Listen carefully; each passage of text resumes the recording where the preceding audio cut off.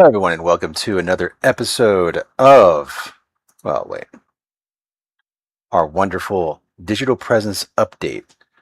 Your website is becoming your business's source of truth. This is coming to you from TAF Solutions Digital Presence Update.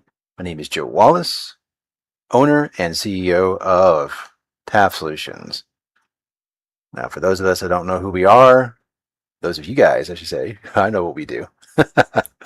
Those of you guys that don't know what we do, we help people get found online. I know that sounds like a very simple and generic thing, but boy, is it not a loaded statement, right? I don't just mean we help you with a few citations, we help you with a website, we help you with social. I don't mean just those things. Those things, sure, we can help with. But what we really do is we help you fuse all those things together so you guys can actually be found online. And not just, here's a special little trick that I can do to help you get found online. There is no trick to getting found online. It's a system. Okay. I don't have a single solution for it because there is no single solution for it. It is a systematic solution. So just like anything, any good system, it takes time and effort. That being said, we can help simplify that process so it doesn't have to take you forever. So here's today's question, right? I think it's a question that every business owner really needs to kind of consider now. If an AI assistant or search engine or a potential customer wants to understand your business, where are they getting the answer from? Is the clearest answer coming from your website? Or are they piecing it together somehow from an old directory listing, a review from 3 years ago, a social media profile you forgot about, and whatever Google happens to have stored in its database on your Google Business Profile, something you probably set up when you first started your company? It's not that we're trying to say that any of these things are useless. They are very useful when you actually utilize them. But your website should not be one version of your business, a forgotten brochure that you made a long time ago and then have just set it there, hoping that when people do show up, they see something that you said 5 years ago and it's going to convert them magically. Stop treating online assets as if they're not dynamic. There's not printed assets. These are not things that have been printed and you've given to people and it's forever. It has to stay that shape, right? It has to stay with this graphic, right? That's what a lot of people do when they're a solopreneur or a small business owner. Even medium businesses are guilty of this too, to a certain degree, depending upon how they do their business model. But mainly small business owners are of a set it and forget it type thing. And why wouldn't they be? Right? Why wouldn't they actually want to do that? I mean, their focus is to provide the service usually. That's why they got into the business in the first place. And they would prefer to continue to do that than have to worry about this gobbledygook over here, that is, digital presence. Like, what even is that? Why does it matter is a question I hear a lot from business owners. And it's massively important, massively so important, because in the past it was just kind of an inconvenience, I think, for folks to have to deal with it. But because everything's being gate kept behind these algorithmic lines, behind these AI agent lines, it becomes now super important that you focus on your digital presence. Otherwise, you won't even be put into the conversation even by accident anymore. You'll actually actively be kept out of the conversation. I know I'm getting off topic a little bit because I want to talk about the website a little more today and why it's still useful. But I have to preface all of this with a lot of context for those that haven't really listened to this before. I'll talk about this a lot if you haven't guessed. For those that are new to the podcast, feel free to go ahead and give us a like and subscribe, of course, because if you do, I get to hear a heck of a lot more of this stuff if it sounds interesting to you. So it's, again, not a brochure. Website, not a brochure. That's kind of what it is. They build it, they launch it, businesses do. They leave it alone, and they kind of revisit it when it looks embarrassingly old, and that's it. Only when it's embarrassingly old. And that's no good, right? That's very dangerous, actually, because your business changes over time. You know, your services evolve, your team members come and go, service areas expand. Hope, at least that's the hope, the dream, right? And your prices and your processes actually change as well. Not to mention that the customer questions change. I mean, and we'll go into why that's important in just a second for your website. And more importantly, guys, your qualifications and your experience grow too. They change. If not expand, get better. If your website does not reflect all these facets of your business, customers and machines and AI receive outdated information. And while that may not seem that important to you right now, because you're only maybe thinking about people, think about someone who has the capability of scouring the internet tirelessly, finds you because someone asked them a question personally. Who is the best landscaper that you know? And because you, this person that we're talking about as an individual who has this tireless capability, that never gets tired, can always find what they're looking for, never gets bored, scours the internet for as much time as it takes, to find services related to what that person they like asked them about. And all of that information gets funneled into this documentation, and they do research on it. They're tireless. They can do it. They have nothing else to do that day. They'll just do that. Now imagine, would you want to impress that person? Because they're going to make a recommendation, not just to that one person, by the way. Now imagine that person is able to give recommendations to everyone in the world. In the world. I know I just went from one person to billions of people, but that's the truth. Would you care now? Because when you say you don't care, or when you're not seeing the value of digital presence, you're saying that you don't care about that one person recommending you. Here's the even worse part. When people are only relying on that person's recommendations and they're not looking at anything else, which is increasingly happening, you're not even in the conversation at all, because the person's like, well, wow, these people look shady. They don't have an outdated website. They're on social media, not doing anything. They're probably not even real, to be honest with you, because all the digital receipts, they're not even here. There's nothing here. So they're not real. So now you're not even a part of the conversation. You're not even considered. You are actually excluded from the conversation. That is the issue we're seeing. That's the danger. People want to know, are you legitimate? Yes. Do you provide what I need? Do you serve my area? Can I trust you? Those are the things. But search engine AI systems, in order to make sure that the people see what those things are, they need clear pages, internal relationships, business details, technical accessibility. They need enough consistent information to understand the business and connect it to a customer's question, at the very least. If your site doesn't do that, then, well. So your website gives you the best opportunity, basically. What I'm trying to say is to define your own business clearly. That's what it does. But AI will still compare that information with reviews, profiles, and directories and other sources.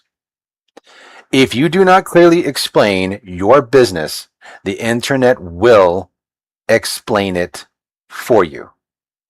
Clip that. I'm going to use a small business example for this, by the way. Let's say you're a contractor, right? Website says residential remodeling. Google profile emphasizes handyman services. Your directories, they list general construction. And the reviews mostly mention cabinet installation. And hey, your social media that you've maybe done a little bit of mainly shows commercial jobs. So, what category out of all of those things does the business actually belong in? That question about categories matters way more than most owners realize.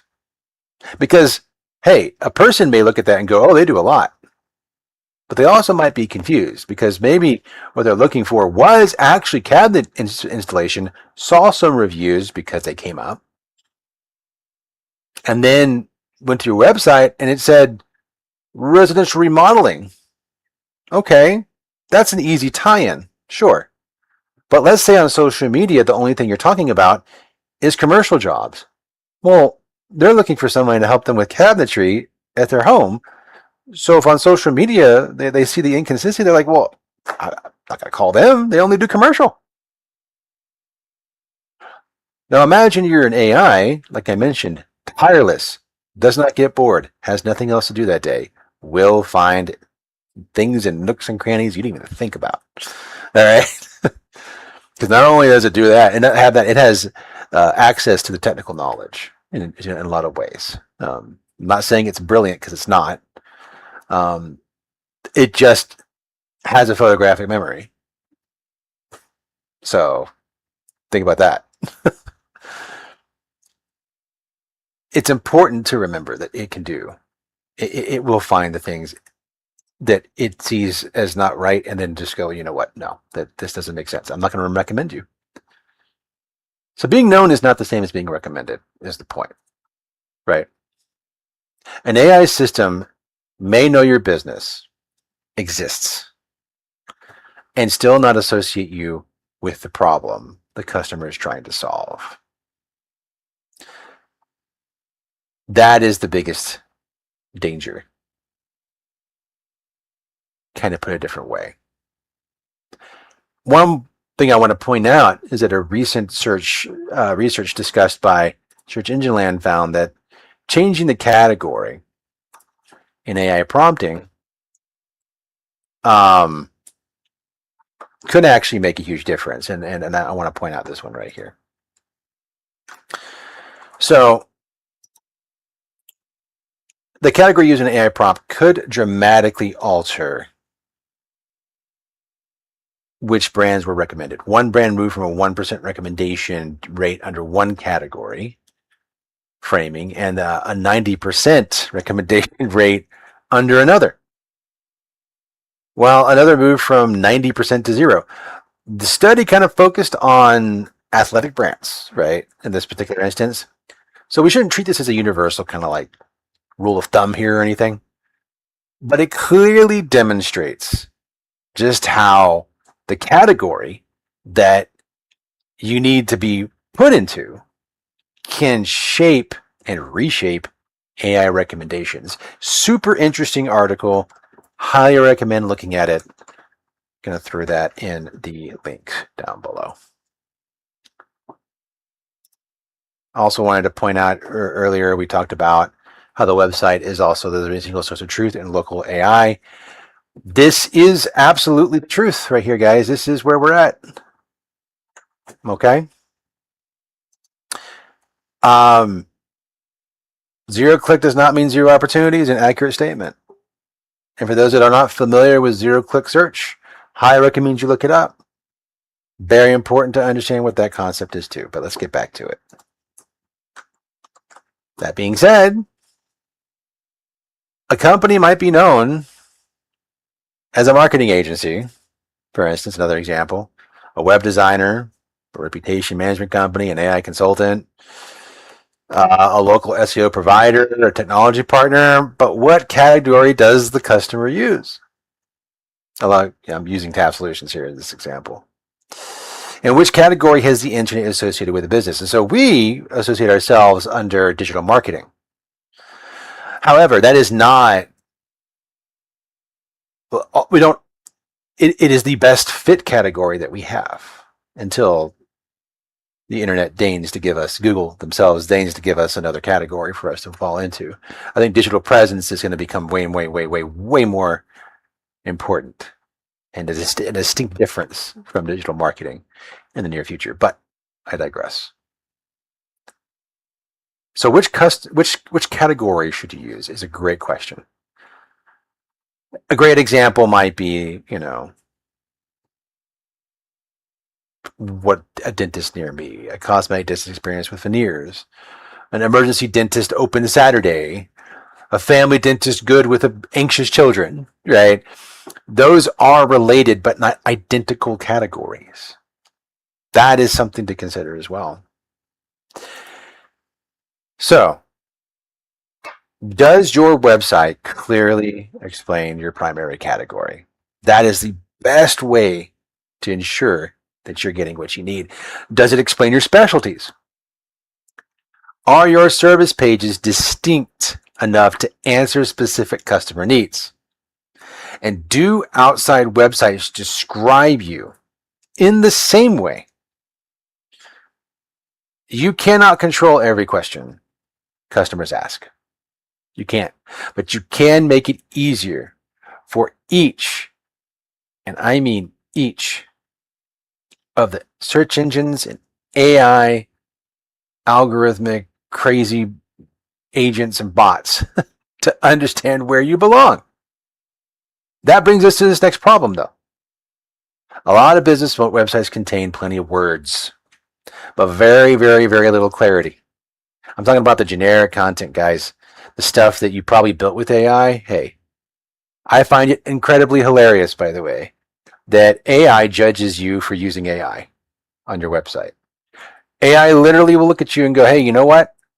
And then I'm talking about like Gemini and Bard and Claude and ChatGPT. All those guys are literally looking at your website going, I know that you wrote this with AI because I can see all the generic stuff that indicates AI. Therefore, I'm going to now not trust you as much, and I'm not going to recommend your website to your customers. Wild, right? Absolutely wild. That's where we're at. Search Engine Land's July 21st guidance, getting to another article here, it really argues that modern content must be easy for distracted users and machine systems to interpret. Its central recommendation is to focus less on artificial scores, filler, and superficial freshness. Notice the superficial part. How is it identifying that, right? It wants to focus more on clarity, useful connections, and reduced friction, basically making it easier for you to jump into a site and look at it, right? So we're going to look quickly at this real quick by putting this in here. Bam. And as you can see, very interesting. What's interesting is that this right here is what really hit me right here. The new SEO playbook is built around clarity. I think it's important that you cut out the clutter and the fluff. This is the same kind of stuff, by the way, guys, that we've been talking about in other episodes of the podcast. We've been talking a lot about finding that if you're using super polished content, for instance, like in video or images and stuff like that, super polished, you're actually going to get less traction with AI agents than if you were to just open up camera and start talking, right? On your phone is what I mean. Instead of using a professional camera. And I know that's wild to think about because, hey, your average person is thinking, well, I need to be more professional. If I'm a business owner, I need to actually do more. And in a lot of ways, you'll be right if you were marketing exclusively to people. Ish.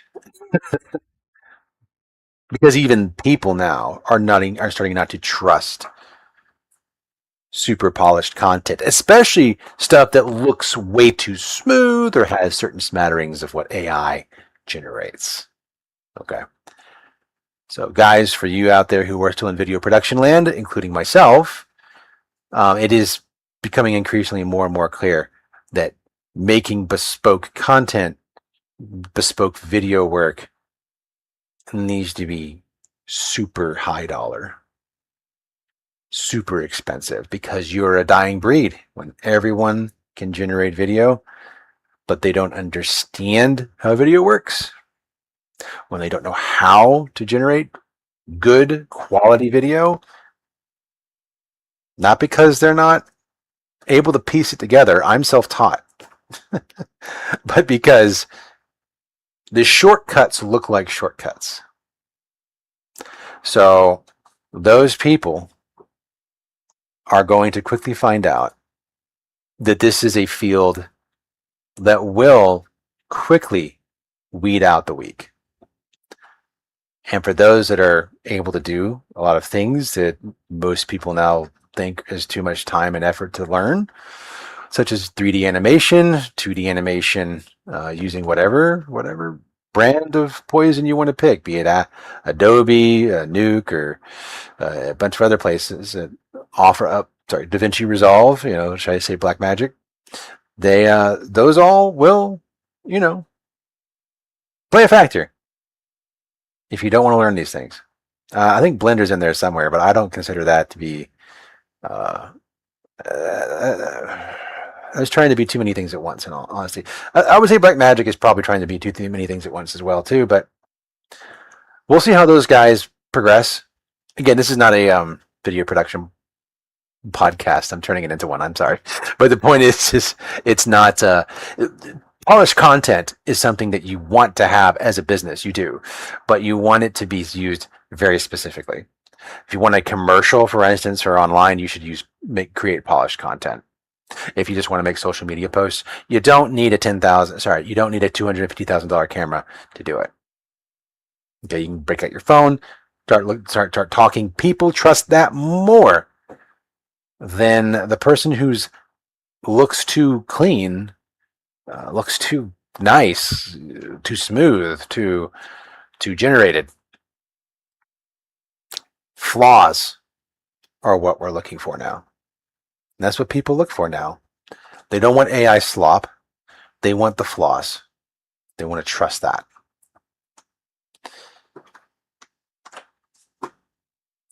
Next, we have this. So basically, we're talking about clarity now for your website. Clarity is becoming the new optimization of your website. So a clear service page should kind of quickly communicate a few things, right? Let's do a service page. What the service is, who it's for, what problem it solves, where it's available, what the process looks like, why the business is qualified, what someone should do next. Yes. Some common website clutter I see on a lot of websites is long introductions that don't say anything. Generic language like quality solutions. Huge walls of text. Please. Why? Why? Keyword stuffed headlines. Yes, the headings are keyword stuffed. Pop-ups before the visitor can read. Big no-no. Multiple pages repeating the same information, and I mean the exact same information, not variations for, say, service areas. Okay. Which that should not be the same info anyway. You need to switch it up a little bit. You need to reword things for your service areas. Okay. Then, of course, last but not least, AI written copy that sounds polished but communicates very little. Lots of stuffing. A website does not become authoritative because it has more words. It becomes authoritative because it removes uncertainty. Clip that. Look, your AI systems often need to extract smaller direct answers from larger pages. Okay. So that makes clear headings, focus sections, strong internal links, defined services, useful FAQs, and specific examples. These are way more valuable than vague marketing language now. Look, sometimes I can read half a homepage and still know what the company sells, or still not know, I should say. I can still not know. And that kind of leads it into another shift happening right now, leads us into this next shift. Because we may need to publish less and not more. Because on July 22nd, there's this great article that made a data back case for slower, more deliberate publishing. Think about that for a second. More deliberate publishing. We're going to take a look at this together, guys. Let's take a look. We got this right here. Boop, boop. There we go. So, apparently, what's interesting about this is that a lot of businesses have been told they need to keep feeding, right? Keep feeding the content machine. More blogs, more location pages, and more social posts, more keywords, more pages. But more pages kind of create more responsibility. And that's fine, right? But here's the problem. Like every single one of your damn pages that you make, blogs, whatever, they all become outdated. They all become duplicative, right? Sometimes you say the same thing, but just slightly differently, right? They can become contradictory, poorly linked, forgotten, and worse, a source of incorrect information. So, the strategy should be, is the content of your page still accurate? Does it answer a real customer question? Is it connected to the correct service? Does it reinforce the business's expertise? Is it earning traffic, citations, inquiries, or trust? Which of those things? Or all of those things? Should it be improved, combined, redirected, or removed? You do not need the largest website in your market. Okay?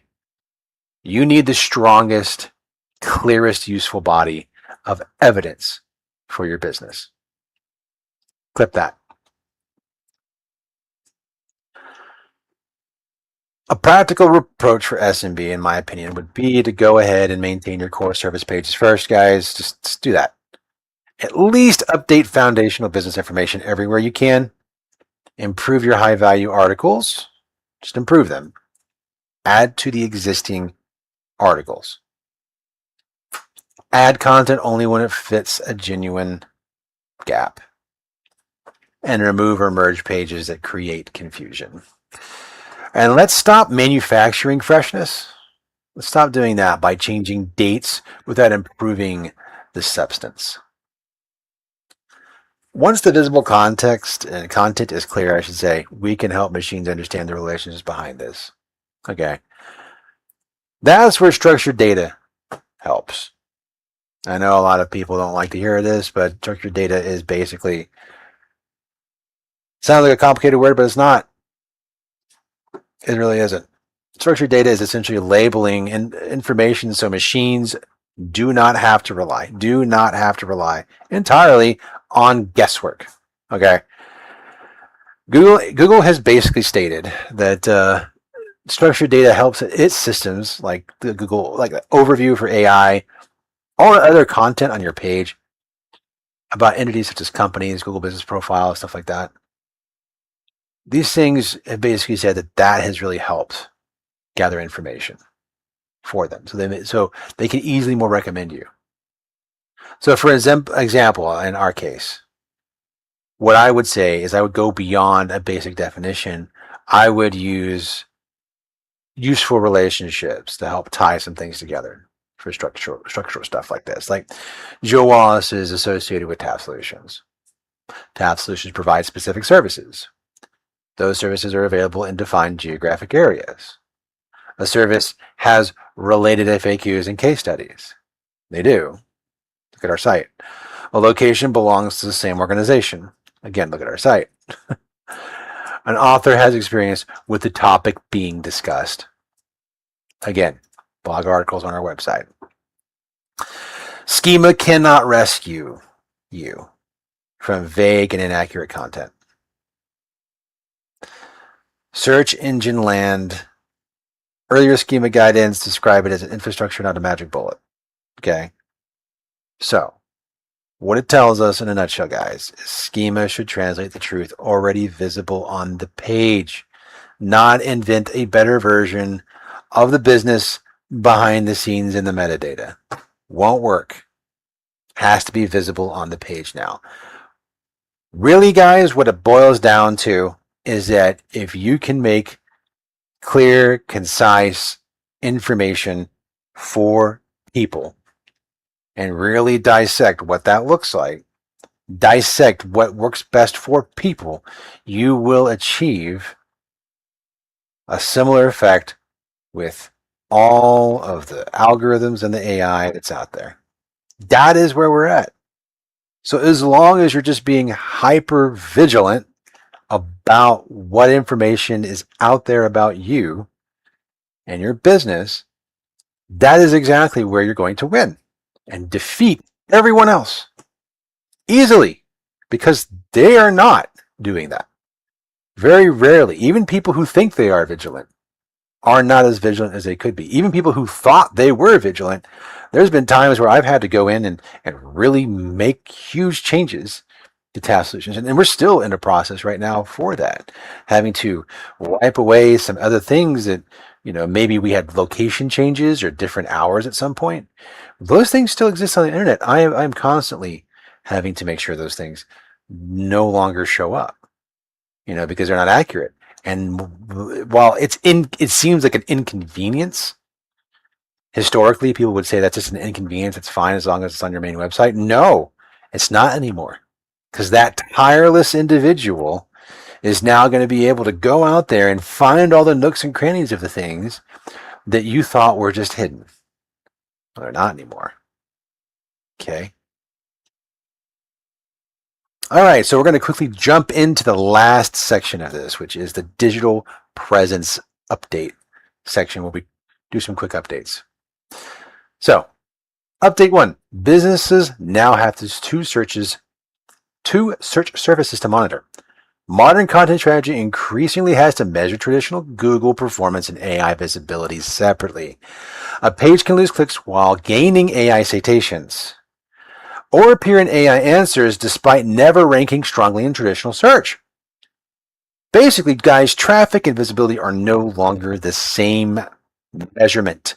Businesses should watch instead rankings, website traffic, conversions, AI mentions, AI citations, brand accuracy, and platform coverage. That is that takeaway. Update number 2. Category language can alter recommendations. The recent category framing study shows that the language customers use can strongly influence which brands AI associates with the request. AKA, what that means for you guys, your business needs more than name recognition. It needs problem recognition. Okay, so review how the website describes main category, subcategories, customer problems, service specialties, industries served, and geographic relevance. Boom. Number 3, schema is moving beyond rich result decoration. Schema is increasingly being discussed as part of entity clarity and knowledge graph development. What that means for you guys is that machines need relationships, not isolated facts. These things have to be consistent.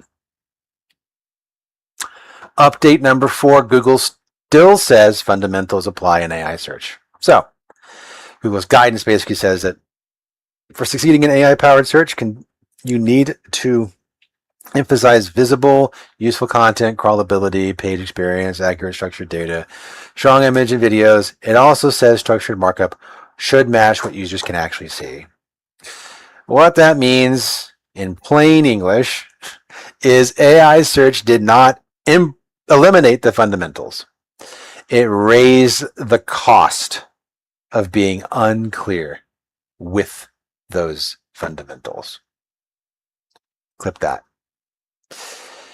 Update 5, my last update, is Google continues refining technical documentation. Google's July search documentation updates included clarification about canonicalization reevaluation, I can speak, times, and new category support for merchant product structured data.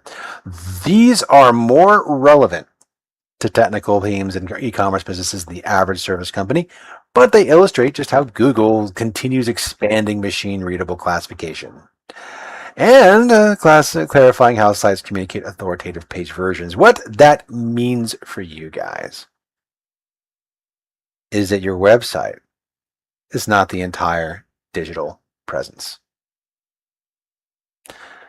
It should be, though, the central place where your business defines itself clearly. Remember, your website establishes the record. Your reviews validate the experience. Your listings validate the facts. The social activity you have on all of your various platforms demonstrates life and personality. Your structured data on your website helps machines interpret relationships.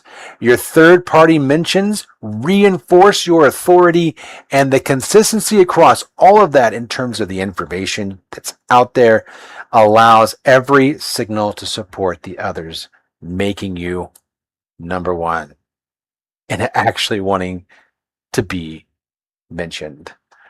The future of digital presence is not about creating the most information. Okay. It's about creating the clearest, most consistent, and most trustworthy explanation of your business. And then making sure that the rest of the damn internet agrees. Clip that. This is Joe Wallace with Taft Solutions, helping you make sense of what's changing so you can keep moving forward. Have a great rest of the week, guys. I'll see you next time. Bye-bye.